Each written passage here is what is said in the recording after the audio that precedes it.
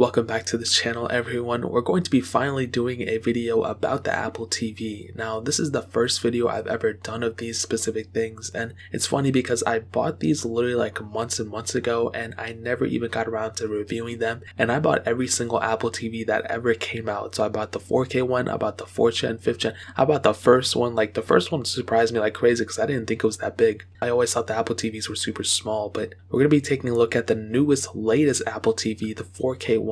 Now, this one came out in 2017, and some people actually said it was long overdue because 2017, a lot of things were being able to, being filmed in 4K, being shown in 4K, and I'm really not going to make too much sense in this whole entire video because this is like the first time I've ever used Apple TV. I don't even think I've ever even seen one being used like at Best Buy, or if like went to Walmart or something. I never even saw one on display, so this thing was the first time I ever saw one, and it really kind of shocked me because for a lot of people they said it was pretty expensive for what it was offering. I think it was like $180 to $200 for this price tag. I specifically bought mine for about $130 on eBay, and it was used, which is really good if you want to save some money. And I was surprised because for the offering and for the capability that you're bringing, I think it actually offers a lot for the price tag even now in 2020. However, there are some caveats to it which I will explain in a second. Now, like I said, this thing came out in 2017, so this thing is 3 years old up until this day. Now, there's a rumor that a new one is going to be coming out very, very soon. I have no way to actually verify that,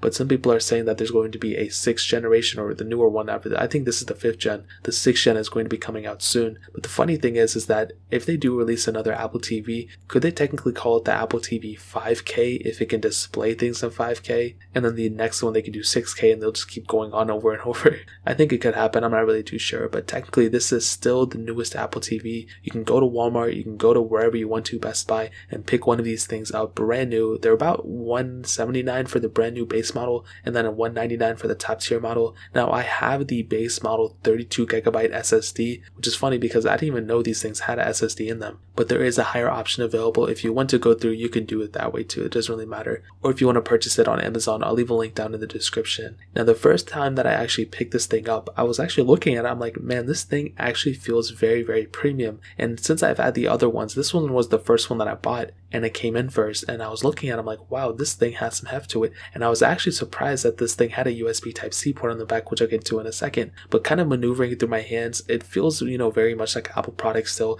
It doesn't feel cheap at all. It still feels like a pretty good device even now in 2020. And I do believe that Apple's next Apple TV, the 4K or 5K one, that one is probably going to be designed the same way. It's pretty much going to look the same exact way in my opinion. I don't think they're going to change too much based off the rumors and everything, but the design and the way it feels and everything still feels very nice in my opinion. Now, in terms of the port selection on the back, you have that AC adapter, you have a USB Type-C port, you have an HDMI, and you have an Ethernet. Now, this thing does support Wi-Fi, it supports Bluetooth, it supports all that stuff. So that Ethernet port, they really don't need it, but it's also good to have it just in case, the Wi-Fi, it's not whatever, you never know.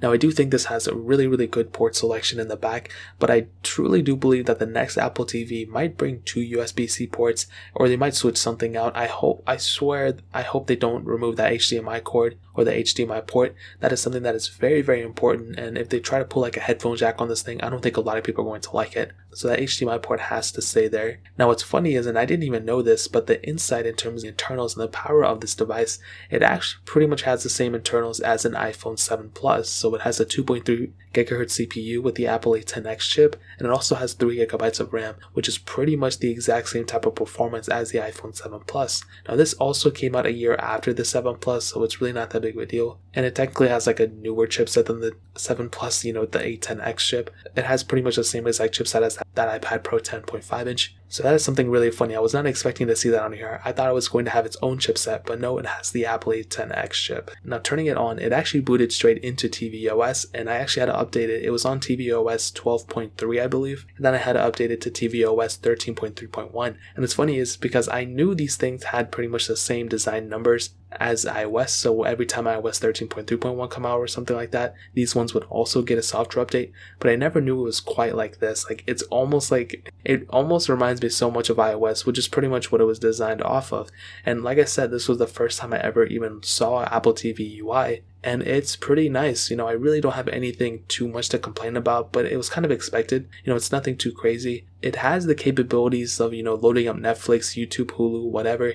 I already had those apps pre-installed on here. I think it comes pre-installed with every Apple TV. And I was kind of going through the UI and I was like, this is good and everything. Like, I do like it, but maybe I'm just not seeing, the use. Maybe I'm seeing something else. I'm not really too sure. And the reason I thought this way was because I have an LG TV, it's a 4K TV, it runs perfectly fine. I honestly don't even watch TV, I don't really watch shows that much to be honest. But my smart TV already has a lot of these capabilities built in, you know what I mean? It already has like Netflix, Hulu, YouTube even, like it has a lot of these capabilities already built in. And I don't necessarily need to go get a separate device to do this. And I was thinking to myself, we have things like the Chromecast, the Roku, so many other different like streaming services as well, and this one is really one of the most expensive streaming things out there. This is a almost $200 machine, over $200 if you get the top tier model, and that's a lot of money to spend on something that you don't really need to spend on, you know what I mean? Especially if you have a smart TV that already has the capability of showing you Netflix or YouTube or whatever the case is.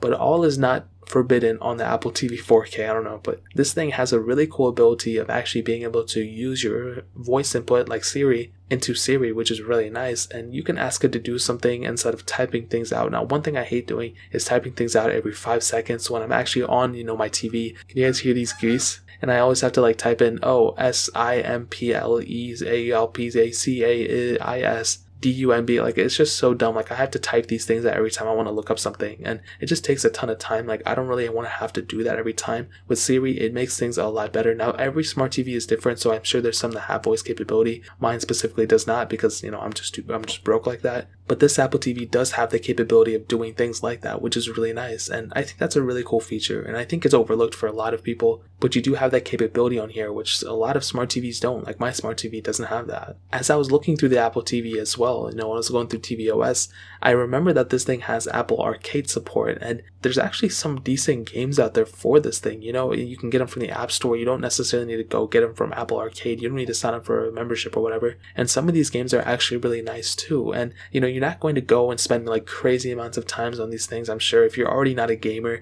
I'm sure you're not going to switch into it from an Apple TV. But you do have some cool things, and like I said, you're not going to trade in your PS4 for this thing, but it's actually a nice touch. I think it's like a cool little, like, it's like a cherry on top, and if you weren't like persuaded into getting it from the things I just said, then one of these things, maybe the gaming selection of it, might actually be a little bit of a better push for you to get it, because like my smart TV doesn't have that capability. A lot of smart TVs don't have it, and I think for somebody who just wants to get something like all-in-one package, this thing has some sort of capability in it, which is really cool. So I think that's a really cool thing that the Apple TV has going for it. Even though I don't really care too much about it, you do have some sort of capability like that, which is really nice. Now, my favorite thing about this Apple TV would definitely be AirPlay. And if you guys don't know, it's basically like AirDrop, not really, but you're able to stream certain things from your iPhone and your iMac and your iPad straight on this Apple TV, and it makes it kind of like as all-in-one stop shop for your AirPlay needs. So if you want to play something, if you want to play a video, if you want to do whatever, you can just go and stream it straight to this thing and be set. And I think that's a really cool thing. And I'm sure a lot of people, they don't really care about it. That's just like an extra cherry on top. So you have 2 cherries on top on this thing. Now, to kind of sum up this thing, man, I think a huge advantage for the Apple TV,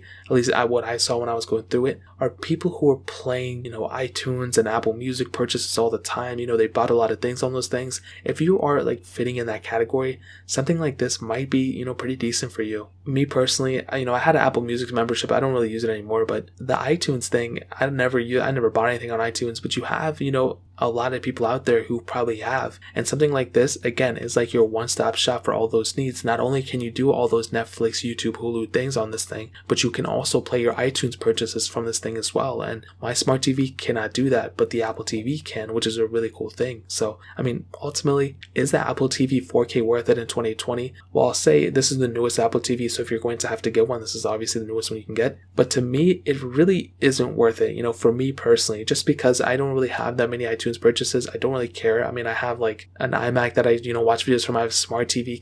I have a smart TV, and it's a 4K one. Like, I don't really care about it. And my TV can already do about like 60% of what these things can do. However, the AirPlay and Apple Music and iTunes capabilities, as well as some of those games and software updates, might be just a big enough push for you to go purchase one of these things, especially if you're somebody who doesn't have a smart TV. If you don't have a smart TV, getting an Apple TV would help you out so much, and it'll make your TV feel so much more up to date than if you didn't have one at all. So I think it's cool, especially if you're submerged into those things by Apple, the iTunes, Apple Music, all that stuff. If you're not, then you really don't care. But I think it's still kind of worth it for some people out there, and I'm curious to see what the newer Apple TV actually brings. So that pretty much covers it. If you want to pick up the Apple TV 4K, I'll find one on Amazon. I'll link it down in the description below so you can get it from there and help support the channel at the same time. But that is pretty much it. If you guys have any other questions or anything, leave it down in the comment section as well. Hit that like button, that would mean so much, but definitely hit that subscribe button. Every single subscriber that we get really does count, so it means so much if you guys could hit that. Also, check out the other links down in the description as well. My Twitter, my Instagram, my second channel, all those links are linked down below. I'd really appreciate if you guys could check it out. More importantly than everything else, I love every single one of you guys. Hopefully I'll catch you guys in the next video.